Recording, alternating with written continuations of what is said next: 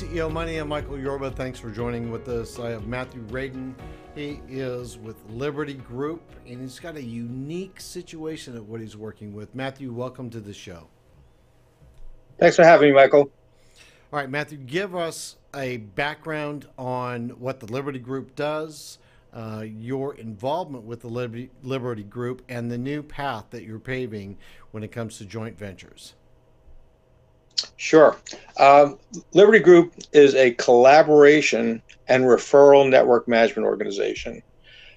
Collaboration and referral network management organization, which I call an NMO. And it's patterned after the multiple listing service because we have a lot of in-depth experience with the realtors and the MLS. And we saw that we needed a collaborative system for being able to coordinate transactions better for the benefit of the client. So what we've done is through these... Go ahead. So what we found is that through these collaborations, we actually found that there were need for solutions to, an example, the DSO, the Dental Service Organization. There's a need for helping an older dentist transition out, younger dentist transition in, and a hedge fund that wants to invest in it without depriving the dentists of their financial freedom. So that's a great example of what we're doing right now. We're calling that Total Smile Protection DSO, and it's a franchise DSO model for getting better results for the patient and helping both dentists, the incoming dentist and the exiting dentist, achieve financial freedom. Give us some examples of a collaborative or managed collaborative effort that you're working with. Well, what we've done is we first started with a brand, because we use Liberty, like Liberty Group, Total Protection, and Never Start Again. So if you put those ideas together, Total Protection is obviously you want to protect yourself, and Total Smile Protection is protect your dentist and your patient.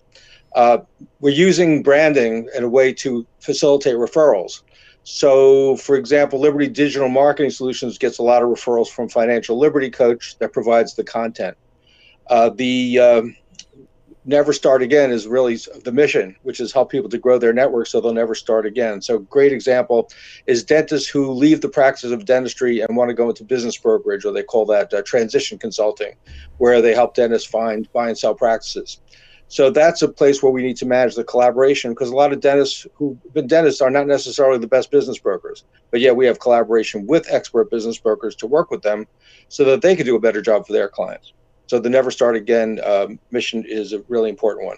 The Empire Liberty Business Advisors is a collaboration with Empire Business Brokers, one of the granddaddies in the business brokerage business. They've been around since 1981, and we're working together on franchising them and building a specialty division for dentists with them. And Total Smile Protection is another example where the franchise work is being done by Alba.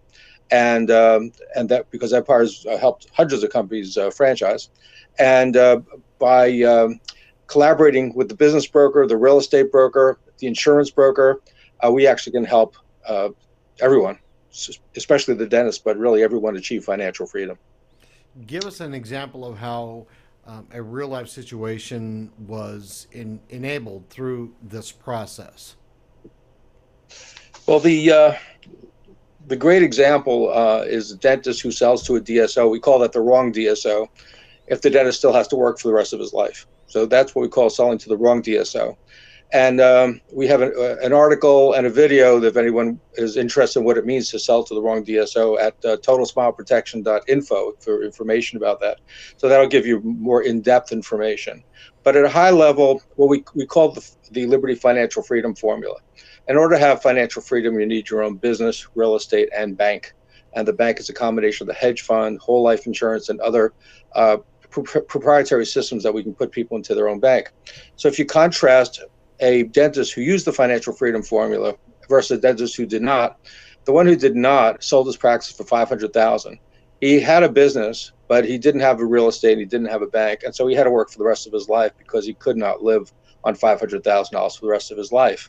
The other dentist who did use the financial freedom formula sold his practice for $600,000, sold his building, he owned the real estate for $600,000, and then he took that $1.2 million and put it into his own bank where he invested it and was able to double it every 6 or 7 years. So now he's got a nice $4 million retirement that he can retire on because he had his own business, real estate, and bank. And with the hedge fund, we can accelerate that because we can now help the younger dentist to transit to a practice, even if he doesn't have any money, but the hedge fund will take a good chunk of that practice and help him to transition into the practice, where before he didn't really have much hope of having his own business in real estate. So it's exciting. It is, and you've got an amazing formula.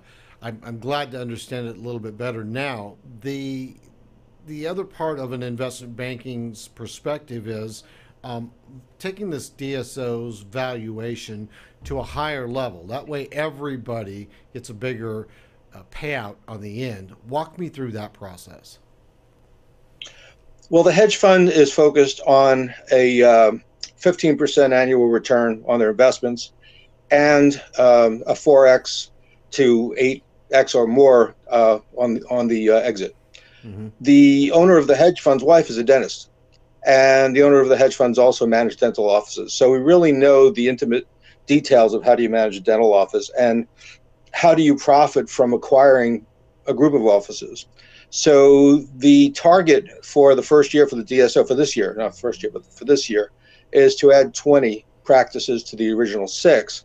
But then using technology, systems, and processes that we've aggregated in ways that are proprietary and intellectual property protected, we're building satellites, franchisee satellites of five or more satellites around that company-owned practice, so that we can create the DSO around actually doing the business for those 5 offices, and then refining the processes. And as those processes get better and better, moving them up to the home office, so that this way we should have 100 fairly soon thereafter. And the largest DSO I think is 800. So to go from 100 to 500 to 1,000 is built into the model. So the goal here is to just take what we've learned from everybody else, but focus on first the needs of the patient, then the needs of the staff, and then finally the needs of the dentist. Because if you take care of the patient and the staff, the dentist is going to do just fine. And it's actually been the reverse of what's happened with the private equity and DSOs is, they buy the dentist out, and then the next thing you know, everybody's an employee, and profit is at the top of the list, and the patient comes last. So that's what we think what we're doing is really needed, and should generate significant returns for the investors. I applaud you on taking that approach and with that concept in mind about putting the patient first, because as the old saying goes, you take care of the nickels, the dollars will take care of themselves. Now, geographically, are you focused in a geographical region, meaning you've got a part of the country that you're expanding from, and will this be a scalable international project that you're going to work with on multiple countries? Well, the business brokerage, Empire, is an international business brokerage, have 70 plus offices in the United States. So we're definitely focusing on the United States, but even more importantly right now, it's 4 states, Connecticut, New York, New Jersey, and Pennsylvania, for several reasons, one of which is regulatory. In Pennsylvania, a non-dentist can own a DSO. So there's a lot of things a lot of connections and people that we know right here, but we're very opportunistic. So if somebody's got an opportunity for us to acquire some offices in another state, and we can show that within a 20, 25-mile radius of that one office, we can franchise 5 or 10, we're definitely open to talking about it. Yes, because I could see this. I mean, don't get me wrong. I mean, you've got it mapped out, but I could see this in third world countries just exploding with this new concept coming in there, whether it's Uruguay, throughout Latin America, or it's in Asia. This concept, I doubt seriously, is in Europe, Asia, and Latin America. Am I correct? Well, I don't really know about that, but I do know one thing for sure. My background's in real estate, realtors, and also insurance. And the dentist insurance company was one of my clients on our collaborative litigation management system in my former life. So I do know that there's a tremendous need for a patient-centric system worldwide. Whenever the patient is not first, you got tremendous risk. You got people losing their licenses. You got some really bad things happen when the patient is put secondary to profit. So whether it's in the United States or international, that's clearly, from a risk management standpoint, it's essential internationally. It's in the same way internationally. When you look at what's happened in franchising, whether it's Century 21 or McDonald's, setting it up as a franchise makes it very conducive to an international licensing deal. So, will I want to help help people in other countries use the Liberty Financial Freedom Formula? I think we've got enough to do right here on that. But if somebody from those countries wants to come in and collaborate with us, manage collaboration, and discuss what's going on there and how we can help, we're definitely open to it. We do have partners in Canada. So if we wanted to do anything along the lines in Canada, we can. And we also know that in Canada, while a lot of healthcare is socialized, dentistry is not. So the same issues about fee for service and coming out of pocket with a lot of money for major dental procedures, it's in Canada just as well. I have no idea what that looks like in Europe or Eurasia, but if somebody wants to collaborate with us on how to create solutions for those areas, I'm definitely open to it. Well, what sounds like such a great idea, that's where my head went into scalability. Matthew, thank you for being a guest on the show. I really appreciate you spending the time. Stick around after the show. I have a couple of introductions I'm going to make for you, okay? Thank you, Michael. I really appreciate being here.